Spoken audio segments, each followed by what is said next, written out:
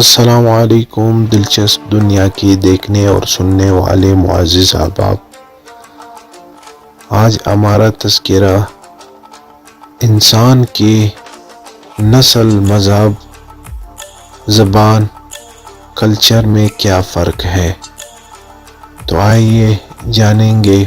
ہمارے چینل کو سبسکرائب کریں اور ساتھ میں بیل کے آئیکن کو بھی دبائیں تاکہ نئے آنے والی ویڈیو سے آپ آگاہ رہیں۔ چلتے ہیں اپنے موضوع کی جانب۔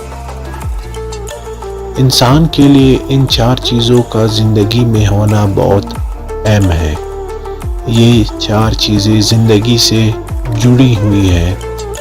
سب سے پہلے اگر نسل کی بات کیا جائے تو نسل وہ چیز ہے جس سے آپ کا رنگ، گورت و پشت کا شناخت ہوتا ہے۔ اور دوسری چیز جو مذہب ہے، مذہب انسان کو عقیدہ سے جوڑتا ہے، یعنی خدا پر ایمان لانا۔ اور تیسری چیز زبان، انسان کو ایک دوسرے کے ساتھ رہنے کے لیے زبان کا ہونا لازمی ہے، جو ایک دوسرے کو زبان کے ذریعے سمجھتے ہیں، یعنی میسج کنوے ہو جاتا ہے۔ اور چوتھی چیز کلچر، یعنی ثقافت، قوم یا قبیلے کی شناخت کے لیے ہوتا ہے، جس سے قوم یا قبیلے کا پہچان ظاہر ہوتا ہے۔ یہ 4 چیزیں بالکل الگ الگ ہیں اور ان کو الگ الگ درجہ حاصل ہے۔ اور انسان کو ان 4 چیزوں کے لیے الگ سے ترتیب دینا پڑتا ہے، نہ کہ ان کو ایک دوسرے کے ساتھ ضم کرے، کیونکہ ان سب کو زندگی پر ایک عبور حاصل ہے۔ یہ 4 چیزوں کا فرق واضح ہے۔ یہ تحریر لکھنے کا مقصد کہ لوگوں کو ان 4 چیزوں کا فرق پتہ لگے۔ زمانہ قدیم سے یہ 4 چیزیں جس گروہ میں پایا جاتا تھا تو وہ سویلائزڈ ہوتے۔ آج کے اس دور میں 2 چیزیں جو ہمارے درمیان موجود پایا جاتا ہے، ان کے سامنے جو ایجادات، موبائل، انٹرنیٹ، تعلیم اور دوسرا سائنس، یہ 2 چیزیں ان 4 چیزوں کے ساتھ مزید انسان کی زندگی میں ایڈ ہو رہے ہیں۔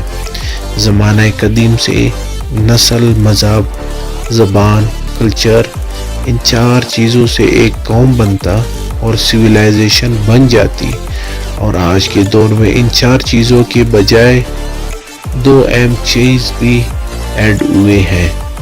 تعلیم و سائنس، یعنی اب 6 ہو گئے۔ ان سب کا الگ سب پہچان ہے۔ ان کو ایک دوسرے کے ساتھ جوڑنا تو ٹھیک نہیں، بلکہ باہمی تعلقات دینا ٹھیک ہے، کیونکہ یہ 6 چیزیں جن کا الگ سے فرق انسانی زندگی میں موجود ہے۔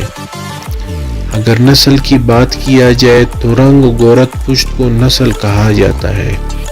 نسل سے نئی جنریشن پیدا ہوتی ہے، جیسا کہ فلاں بن فلاں بن فلاں بن فلاں بن بنی آدم۔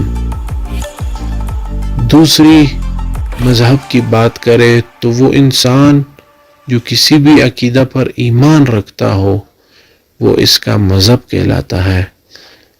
یعنی مثال، مسلمان اسلام پر ایمان رکھتا ہے اور عیسائی عیسائیت پر ایمان رکھتا ہے اور یہودی یہودیت پر ایمان رکھتا ہے۔ ہندو مذہب اپنے ہندو مت پر ایمان رکھتا ہے۔ اور تیسری زبان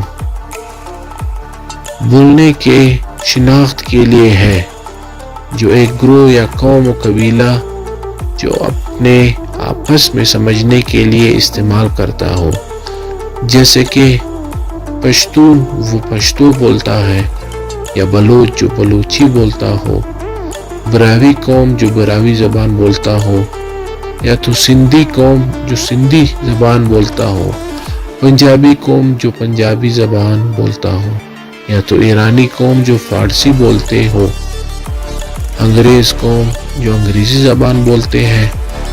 دنیا میں ہر قوم یا قبیلے کی کافی زبانیں موجود ہیں۔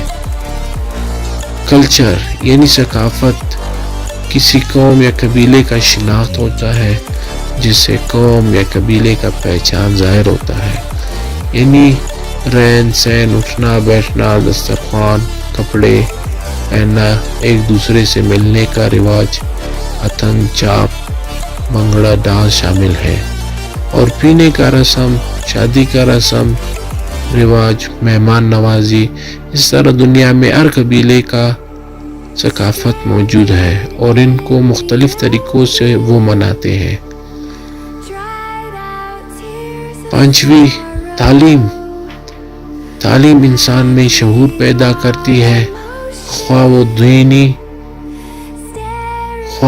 وہ دین کا ہو یا دنیا کا۔ دین کی تعلیم تو ہر مسلمان پر مذہب کی طرف سے فرض ہے کہ وہ دینی تعلیم سیکھے اور دوسروں کو بھی سکھائے، اور دنیا کی تعلیم آپ کے ایک ضرورت کے لیے ہے۔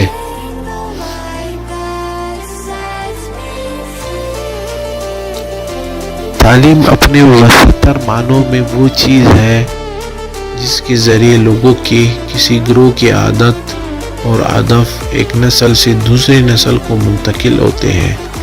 اپنی تکنیکی معنوں میں اس سے مراد وہ رسمی طریقہ کار جس کے ذریعے ایک معاشرہ اپنے مجموعی علم، ہنر، روایات اور اقتدار ایک نسل سے دوسرے نسل کو منتقل کرتا ہے۔ عموماً اسکول میں کی جانے والی تربیت اور چھٹی سائنسی